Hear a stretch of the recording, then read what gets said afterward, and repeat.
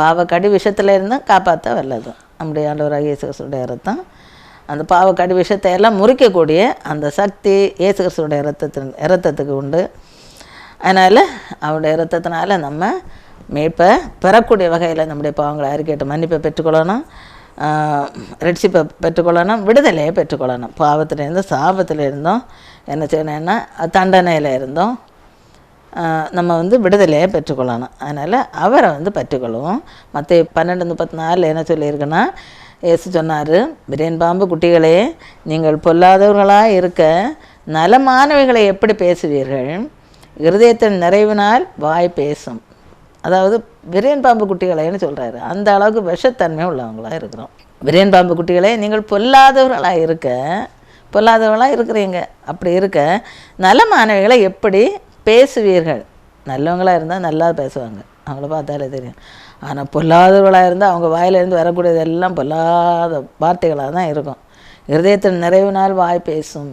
உங்கள் இருதயத்தில் என்ன இருக்குதோ அதுக்கு கசப்பு வெறுப்பு அப்படின்னு இருந்தால் அதுதான் வெளியில் வரும். அன்பு சந்தோஷம் சமாதானம் இருந்தால் அது வெளியே வரும். அப்போ அதுக்கு தகுந்தாப்புல உள்ள வார்த்தைகள் வரும்.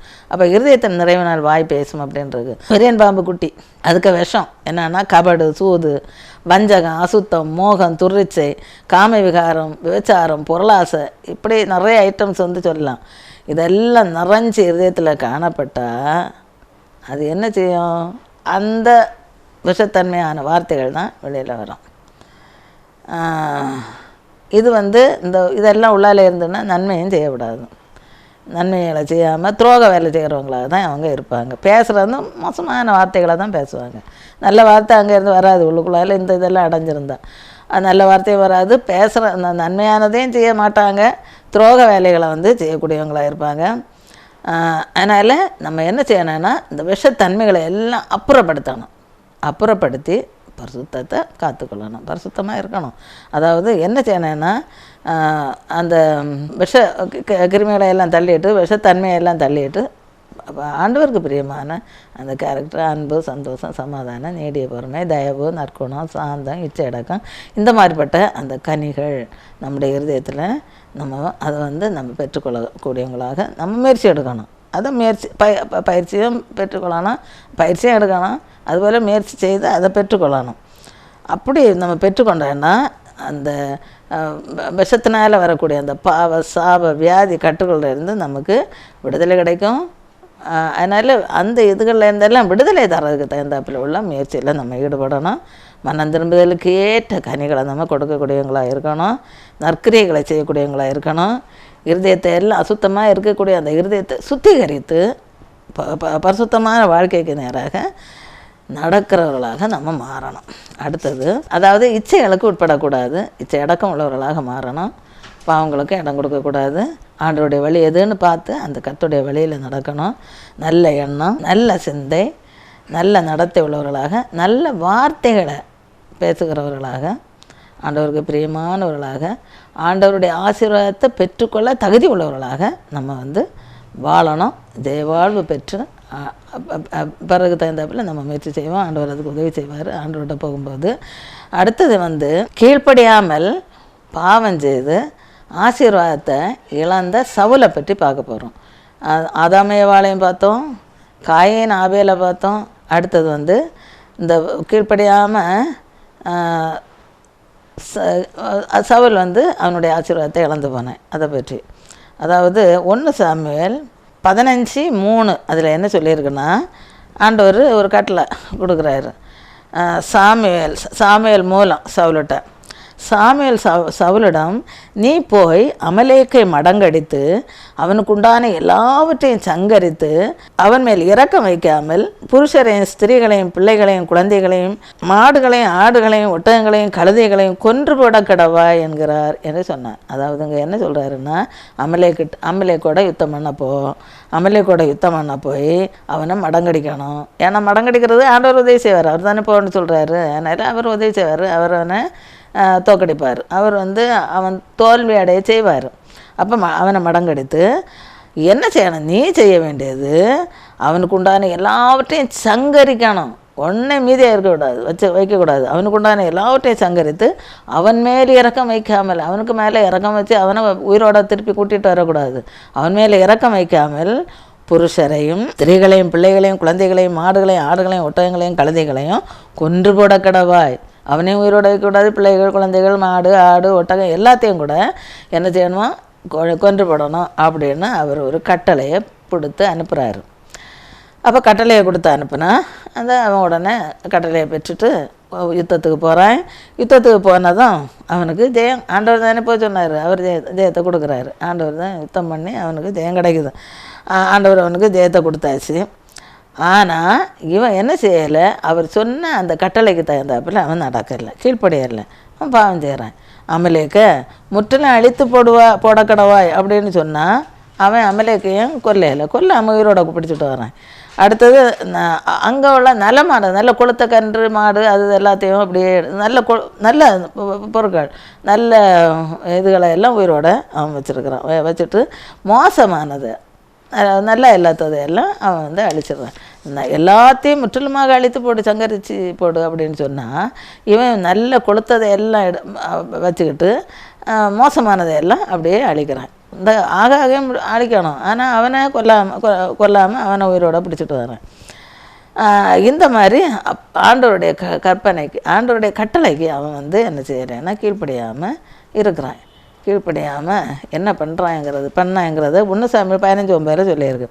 ஆடு மாடுகளில் முதல் தரமானவைகளையும் 2ஆம் தரமானவைகளையும் ஆட்டுக்குட்டிகளையும் நலமான எல்லாவற்றையும் அழித்து போட மனதில்லாமல் தப்ப வைத்து, அழிக்க அவனுக்கு மனம் இல்லை, ரொம்ப குழுகுலுன்னு இருக்குது, நல்லா இருக்குது பார்க்குறது, ஐயோ என்னத்துக்கு அழிக்கணும், அதையெல்லாம் கொண்டு போவேன்னு அதை அழித்து போட மனம் இல்லாமல் தப்ப வைத்து அற்பமானவைகளும் உதவாதவைகளுமான சகல வஸ்துக்களை முற்றிலும் அழித்து போட்டான். அற்பமானது உதவாதது யூஸ்லெஸ் அதையெல்லாம் அழிக்கிறான். அதையெல்லாம் முற்றிலுமாக அழித்து போட்டான். மீது எல்லாத்தையும் நலமானதையெல்லாம் அப்படியே தப்ப வச்சுருக்கிறான். இந்த மாதிரி ஏன்னா தரமானவைகளை அவன் இச்சிக்கிறான், அது தனக்குன்னு எடுத்துக்கிடலாம் அப்படின்னு தரமானதையெல்லாம் இச்சித்து அதை வந்து எடுக்கலான்னு இதில் இச்சையாகி அந்த பாவத்தில் அவன் விழுந்து அழிக்க வேண்டிய அதுகளை எல்லாம் அழிக்காமல் அதை தப்ப வைத்து ஆண்டவருக்கு கட்டளையை மீறி நடக்கிறான். அதுக்கப்புறம் மீறி நடந்தான் இல்லையா, தவறு செய்தாச்சு. தவறு செய்தால் இப்படி தப்பு பண்ணேங்கிற உணர்வு இருக்குன்னா அதான் இல்லை. உணர்வு இல்லாமல் அவன் என்ன செய்கிறான்னா வாரான், சத்ருவையும் அந்த ஆகாகையும் உயிரோடு வச்சுருக்கிறான். கர்த்தருடைய சித்தத்துக்கு மாறாக தான் இவன் வந்து நடந்துருக்கிறான். இந்த எல்லாத்தையும் கொல்லணுன்னா அதை கொல்லாமல் நல்லதையெல்லாம் வச்சுருக்கிறான். நல்லதையெல்லாம் வச்சுட்டு சாமியால் பார்த்து நான் கர்த்தருடைய வார்த்தையை நிறைவேற்றி இருக்கிறேன் அப்படின்னு சொல்கிறான். அவன் இப்படி தப்பு பண்ணாது, அவன் எடுத்து வச்சுருக்கிற எல்லாம் அது தப்புங்கிற அந்த உணர்வு இல்லாதபடிக்கு அவன் என்ன சொல்கிறான் சாமியால்கிட்ட.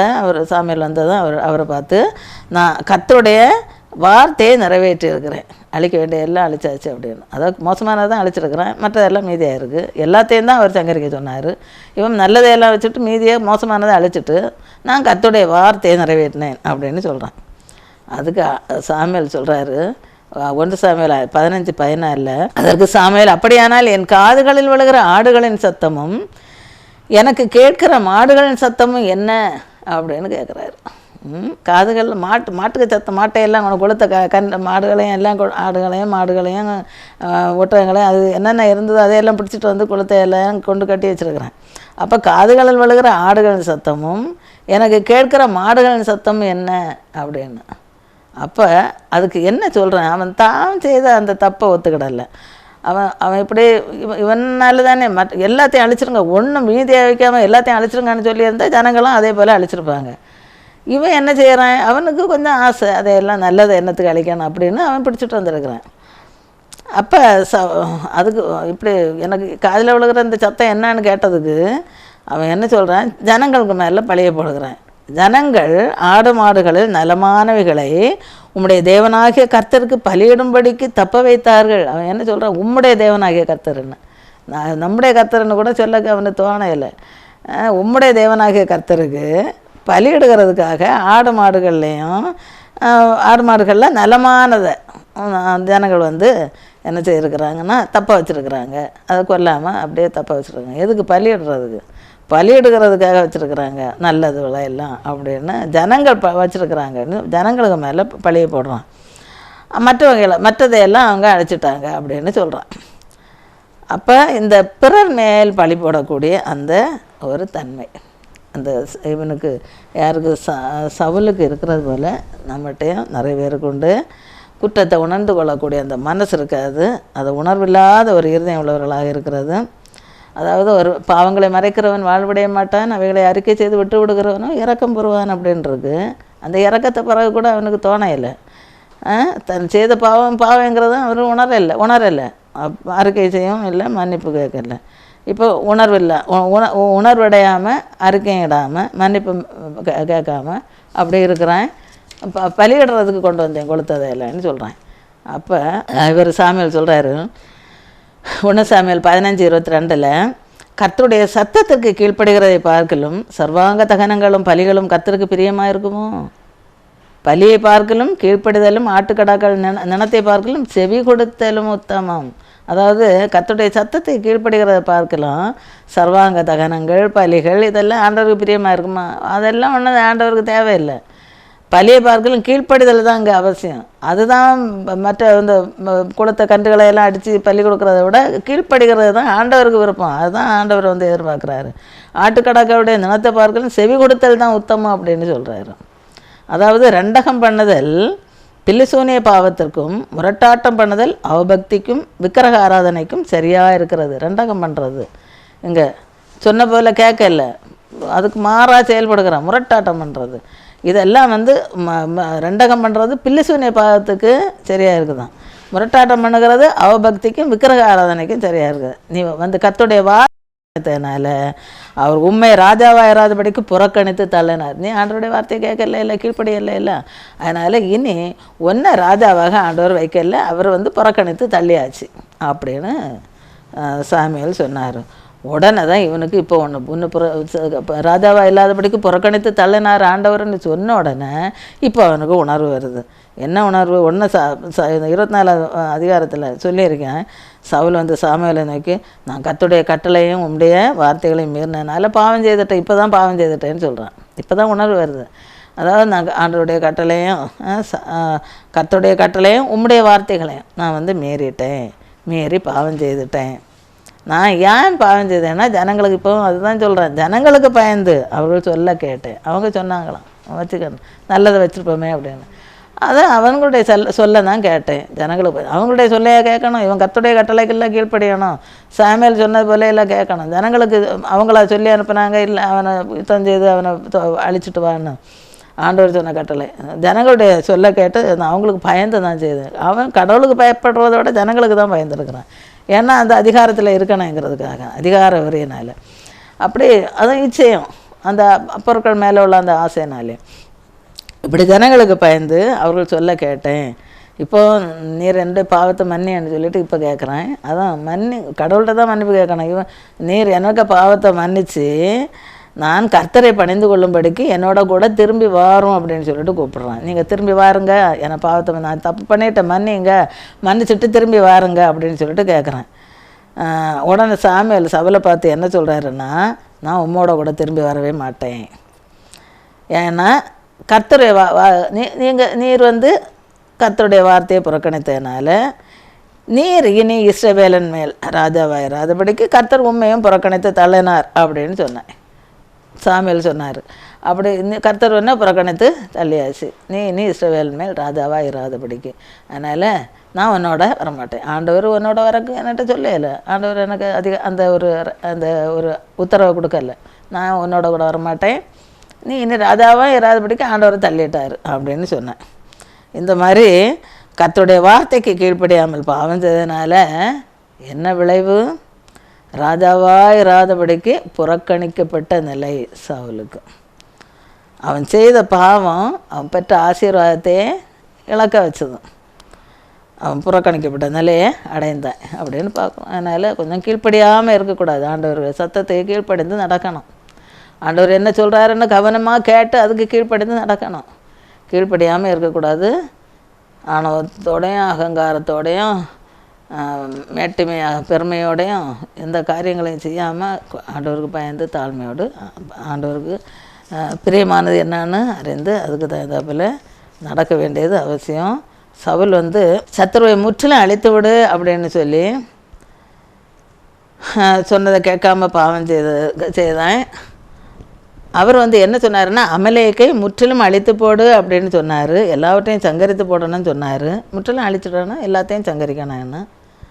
இந்த அமலேக்கு என்கிறவன் யாருன்னா, ஏன் அப்படி ஆண்டவர் சொன்னாருன்னா, இவன் ஒரு சத்துரு. இந்த அமலேக்கு ஒரு சத்துரு.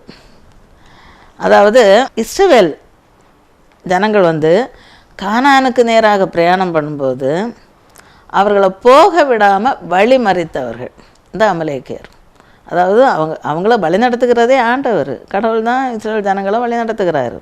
பகல் மேக சம்பத்துலையும் இரவில் அக்கினி சம்பத்துலையும் அவர் வழி நடத்திகிட்டே இருக்கிறாரு.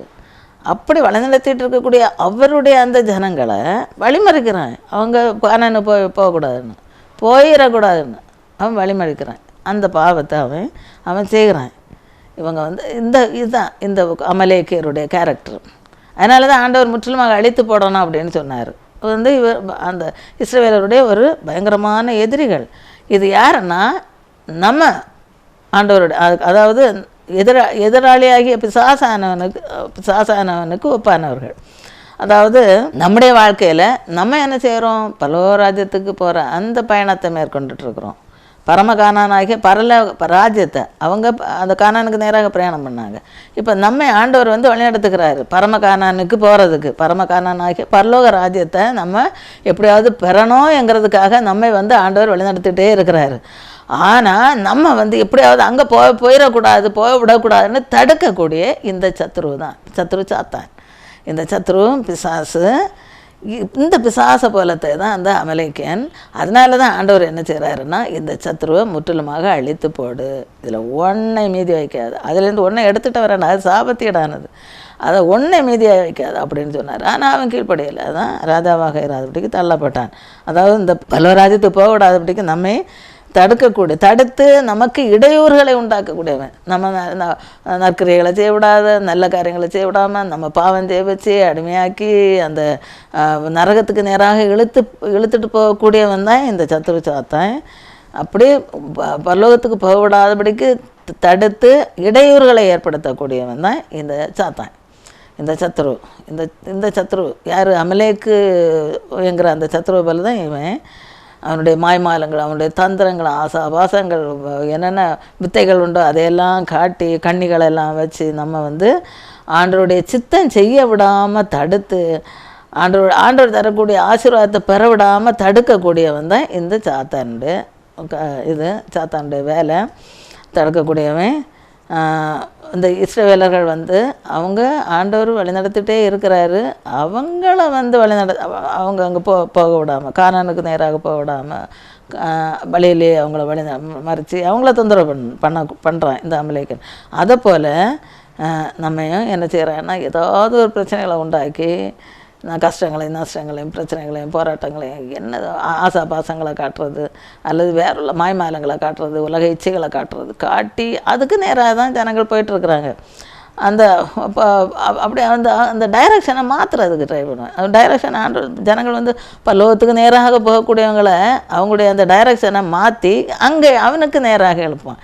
சரி, அந்த ஷோ எல்லாம் காட்டி, அதாவது மாய்மாலங்களை காட்டி, உலக ஆசாபாசங்கள் இச்சைகளை எல்லாம் காட்டி அவனுக்கு நேராக அவன் என்ன செய்கிறான்னா இழுக்கிறான். அந்த டைரக்ஷனை மாற்றி நரகத்துக்கு நேராக அங்கே ஒரு ஆசை, அது அவன் காட்டுறதெல்லாம் ஆசை போல், அது ஒரு இச்சைகளை எல்லாம் காட்டினோன்னா அதுதான் உலகம்னு சொல்லிட்டு அதுதான் நம்ம போகக்கூடிய இடம்னு சொல்லி அப்படி தெரியாமல் என்ன செய்கிறான்னா அந்த சிக்கலில் மாட்டுறாங்க.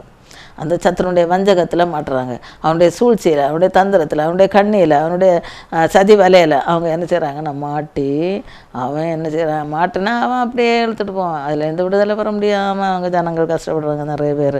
அப்படி அந்த டைரக்ஷனை மாற்றி அவங்க போவிடாமல் தடுக்கிறான். அந்த பல்வேறு ராஜ்யத்துக்கு நேராக அவங்க ஒவ்வொரு ஸ்டெப்பையும் எடுத்து வைக்கணும். எடுத்து வச்சு போய்விடாதபடிக்கு ஆசாபாசங்களை எல்லாம் காட்டி வழி மாறி போக செய்யக்கூடிய இந்த சத்துரு தான் சாத்தான்.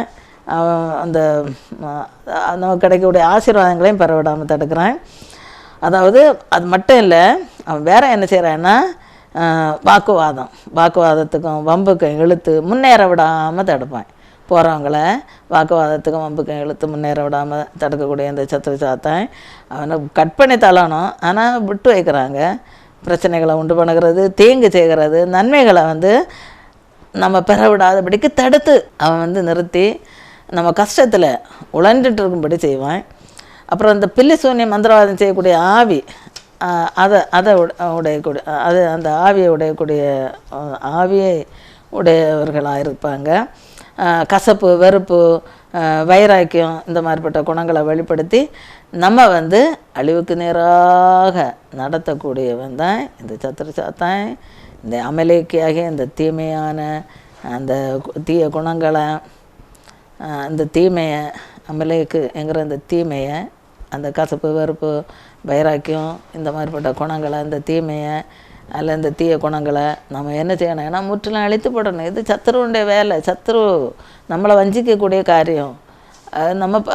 நம்முடைய பிரயாணம் பரமகானனுக்கு நேராக போகிற அந்த பிரயாணத்தில் வழிநடக்கக்கூடிய காரியம், தடுத்து நிறுத்தக்கூடிய காரியம் அப்படின்னு அறிந்து நம்ம என்ன செய்யணும்னா அந்த இதுகளையெல்லாம் அப்படியே ஒன்றே மீதி வைக்காமல் எல்லா கெட்ட குணங்களையும், எல்லா அசுத்தங்களையும், ஆண்டவருக்கு விரோதமான காரியங்கள் எல்லாத்தையும் ஒன்றே மீதியாக வைக்காமல் அதை எல்லாத்தையும் நம்ம அழித்து போடணும்.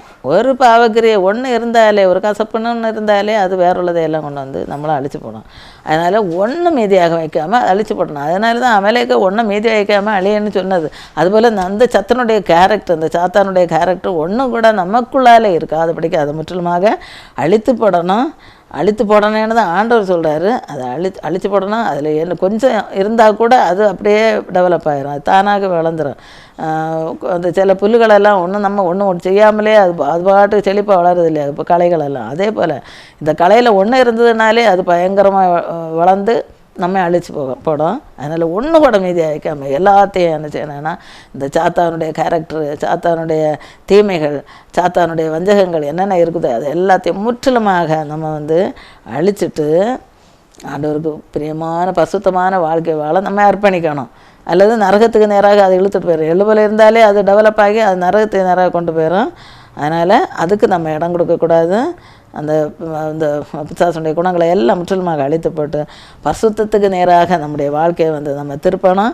கண்களின் இச்சை, மாம்சத்தின் இச்சை, பொருள் ஆசை, உலக இச்சைகள், உலக ஆசாபாசங்கள் இதையெல்லாம் வெறுத்து தள்ளிட்டு கர்த்தரிடத்தில் திரும்பி அவர் காட்டக்கூடிய வழியில் நம்ம நடக்கணும். பரிசுத்தமான வாழ்க்கை வாழணும். அதுக்கு தடையாக இருக்கக்கூடிய எந்த தடையாக இருந்தாலும் எல்லா தடைகளையும் நம்ம தகர்த்து போடணும். அதுக்கு ஆண்டவருடைய அந்த ஒத்தாசை, அவருடைய ஆவியின் பட்டயம், வேத வசனம் அதை பிடிச்சிட்டு அந்த தடைகளை எல்லாம் தகர்த்து போட்டுட்டு நம்ம நித்திய ஜீவனை பெற நம்முடைய அந்த ஓட்டத்தை என்ன செய்யணும்னா ஓடணும். நம்ம நித்திய ஜீவனை பெறணும் என்கிற அந்த வாஞ்சியோட நம்ம அந்த நோக்கத்தோட நம்முடைய ஓட்டத்தை நமக்கு நியமித்திருக்கக்கூடிய அந்த ஓட்டத்தில் நம்ம ஓடணும். அவருடைய ஒத்தாசையோட அவரை தரிசிக்கணும் என்கிற அந்த எண்ணத்தோட ஆண்டவரை தரிசிக்கணும். அவர் பக்கத்தில் அவருடைய சிங்காசனத்தில் அவரோடு கூட உட்காரும்படி அருள் செய்வேன்னு சொல்லியிருக்கிறாரு. அதை நம்ம பெறணும், நித்திய ஜீவனை பெறணும், அவரை தரிசிக்கணும். அந்த ஒரு ஆவலோட நம்ம என்ன செய்யணும்னா அந்த நம்முடைய அந்த அப்புறம் நமக்கு வச்சுருக்கக்கூடிய அந்த பந்தய பொருட்கள், மன்னா, வெண்வசரம், கிரீடம், இதெல்லாம் அந்த பந்தய பொருட்களை அதையும் பெறணும் என்கிற அந்த ஆவலோட நம்முடைய இலக்கை நோக்கி நம்முடைய ஓட்டத்தை ஓடணும். இலக்கை நோக்கி நம்ம தொடரணும். ஆசீர்வாதத்தை சுதந்திரத்துக்குள்ளே நம்ம முயற்சி எடுக்கணும். அதுக்குள்ளே பயிற்சியை மேற்கொள்ளணும். சவுல் ஆசீர்வாதத்தை இழந்த போல் நம்ம என்ன செய்யக்கூடாது? இழந்து போயிடக்கூடாது. ஆசீர்வாதம் அவர் தரக்கு வாவலாக வச்சுட்டே இருக்கிறாரு, காத்துட்டே இருக்கிறாரு. அவன் இழந்து போனான் ஆசீர்வாதத்தை. அதுபோல் நம்ம இழந்து போகாது. அப்படி நம்ம அந்த ஆசீர்வாதங்களை எல்லாம் பெற்றுக்கொள்ளணுங்கிற அந்த நோக்கத்தோடு, அந்த ஒரு உறுதியோடு நம்ம நம்முடைய அந்த ட்ராக்கில் ஓடி நம்ம வின் பண்ணணும், நம்ம பெற்றுக்கொள்ளணும். அடுத்தது என்ன சொல்லியிருக்குன்னா, அடுத்தது என்ன எது பாவம் அப்படின்னா இச்சைக்கு இடம் கொடுத்தா பாவம்னு பார்க்குறோம். அதனால் இச்சைகளுக்கு இடம் கொடுக்கக்கூடாது, அதை அழித்து போடணும். அடுத்த தீய நோக்கம் பாவம் அப்படின்னு சொல்லியிருக்கோம். தீய நோக்கம் பாவம்.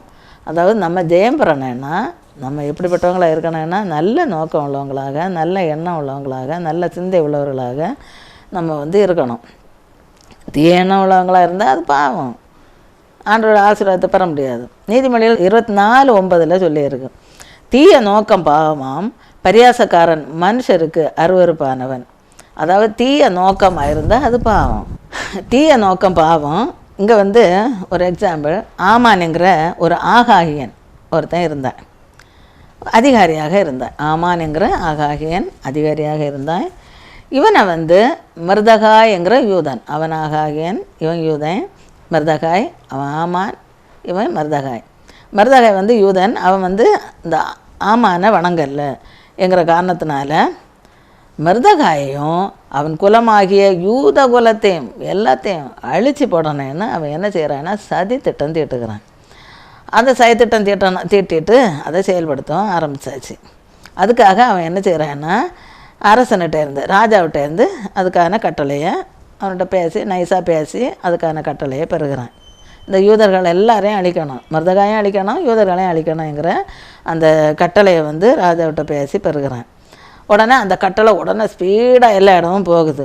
அது எஸ்தர் 3:13 சொல்லியிருக்கு. அதாவது என்ன கட்டளைங்கிறது, சிறியோர் பெரியோர் குழந்தைகள் ஸ்திரீகள் ஆகிய சகல யூதரையும் அழித்து கொன்று நிர்மூலமாக்கவும் அவர்களை கொள்ளையிடவும் அஞ்சற்காரர் கையிலே ராஜாவின் நாடுகளுக்கெல்லாம் கட்டளை அனுப்பப்பட்டது. நாடுகளுக்கெல்லாம் அனுப்புகிறாங்க கட்டளையை. என்ன கட்டளைன்னா, சிறியோர் பெரியோர் குழந்தைகள் ஸ்திரீகள் மற்றும் சகல யூதர்கள் எல்லாரையும் அழிக்கணுமா, கொன்று நிர்மூலமாக்கணுமா. அதுக்கு உள்ள அப்புறம் அந்த இது கொன்ன பிறகு அவங்கள கொள்ளையிடவும் உள்ள கட்டளையை என்ன செய்கிறாங்கன்னா அஞ்சற்கார் கடை அந்த கையில் அந்த போஸ்ட்மேன் அவங்க அது அந்த அஞ்சற்காரர் கையில் என்ன பண்ணுறாங்கன்னா ராஜா நாடுகளுக்கு எல்லாம் அனுப்புகிறாங்க. இந்த கட்டளை அனுப்பியாச்சு. அனுப்பினதும் இதை எல்லாரும் கேட்குறாங்க, யூதர்களும் கேட்குறாங்க. எஸ்தர் 4:3 சொல்லியிருக்கு, கட்டளை அனுப்பப்பட்ட நாடுகள் எல்லாம் என்ன நடந்துடணும். இதை கேட்ட யூதர்களுக்குள்ளே மகா துக்கமும் உபவாசமும் அழுகையும் புலம்பலும் உண்டாய் அநேக ரெட்டுடுத்தி சாம்பலில் கிடந்தார்கள். இப்படி உபவாசம் பண்ணி அவங்க ஜெபிக்கிறாங்க. அதாவது இப்படி இந்த கட்டளை எல்லாரையும் கொன்று அழிக்கணும், நிர்மூலமாக்கணும், கொள்ளையிடணும். இதை கட்டளையை கேட்டதும், இப்படி அஞ்சற்காரர் கையில் போய் எல்லா இடங்களையும் அதை வாசித்து அது எல்லாரும் கேட்டதும் அந்த யூதர்களுக்குள்ளே மகா துக்கம். உடனே அவங்க என்ன செய்கிறாங்கன்னா துக்கம் உண்டான எல்லாரும் உபவாசம் பண்ண ஆரம்பித்தாங்க. அழுகையோட புலம்பலோட ரெட்டுடுத்தி சாம்பலில் உட்காந்து ஆண்டவரை நோக்கி முறையிடுகிறாங்க. நாங்கள் என்ன செய்ய ஆண்டவர், எங்களுக்கு உதவி செய்யுங்க அப்படின்னு ஆண்டவரை நோக்கி உபவாசம் பண்ணி ஜபிக்கிறாங்க. ஜபத்தின் விளைவு என்ன நடக்குதுன்னா எஸ்தர் 7:10 இருக்கும். மர்தகாய்க்கு ஆமான் ஆயத்தம் பண்ண தூக்கு மரத்தில் ஆமானே தூக்கி போட்டார்கள். கடைசியில் இவங்க ஜெபம் பண்ணுறாங்க. ஜெபம் பண்ணி முடிஞ்ச பிறகு காரியம் எப்படி நடக்குதுன்னா காரியம் மாறுதலே முடிகிறது. ஆமான் மர்தகாயும் யூதர்களையும் அழிக்கணும்னு நினச்சான். ஆனால் காரியம் என்ன ஆச்சுன்னா ஆமானும் அவனுக்கு ஆட்களும் அழிந்து போக தகுந்தாப்பில் காரியம் மாறுதலே முடிஞ்சிச்சு.